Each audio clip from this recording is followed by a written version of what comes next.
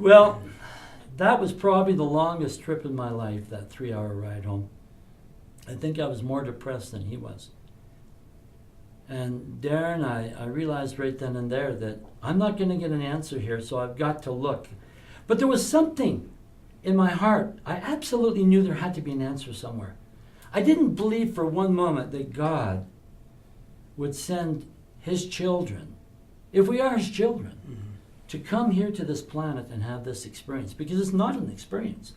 They have no freedom of choice. They have no power to motivate their life in certain predetermined directions. They don't have the cognitive wherewithal because of the disorder. And it's a terrible, terrible thing.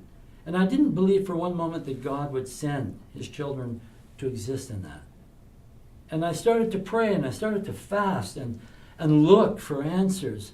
I went to the University of Lethbridge. I spent time with a very well-renowned neuroscientist there. He helped me to understand bipolar. He gave me a book called Fundamentals of Human Neuropsychology. He wrote the book. It's used in many, many, many universities at the beginner level of the practice or the education of psychiatry. And so I looked everywhere that I could for answers. I spoke to people everywhere, people on the street, people that I knew. Do you know anything about bipolar? Oh yeah, my Aunt Sally, she had bipolar. Well, how's she doing? In the hopes that I would hear some story where somehow they found an answer. And you'd hear things like, well, you know, she passed away about 5 years ago in the institution because the medications took out her liver and there was nothing they could do. And I heard story after story after story that never showed any positive gain against this. And so I started searching. I went on a quest.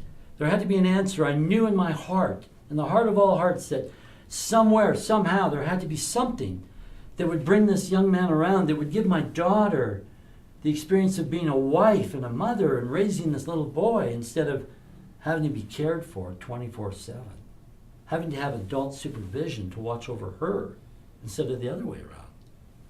Wow. And eventually people started to come into my life.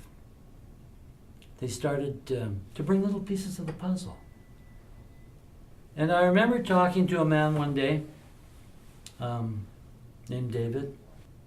And I was walking down the hall one day with him. Both of us were working for a property management group. And he was the owner's liaison. And I remember telling him about what we had gone through, how bad this thing had been. And he said, you know, Tony, I don't know a whole lot about mental disorders. He said, my family's always been okay, my wife's all right, never experienced it in our home. So I don't understand mental disorders or mood disorders, whatever you call them. He said, but I spent 20 years formulating feed in the livestock industry. And I'm thinking, where's he going with this? And he said, we often saw a disorder. It's called ear and tail biting syndrome. And what happens is these animals become hyper irritable. And when he said that, I thought, wow, that's like my son. And they become aggressive. And I'm thinking, that's exactly what my family complains about, because he's so aggressive and so violent. And he said they become hyper irritable to the point where they actually rip off an ear or tear off a tail and tear out a piece of the flank. And if we didn't pen them away from one another, we had a fatality. And he said, but we came to understand through the agricultural literature that you could nutrate away this disorder in these animals. And Darren, when he told me that, I came to know what an epiphany is.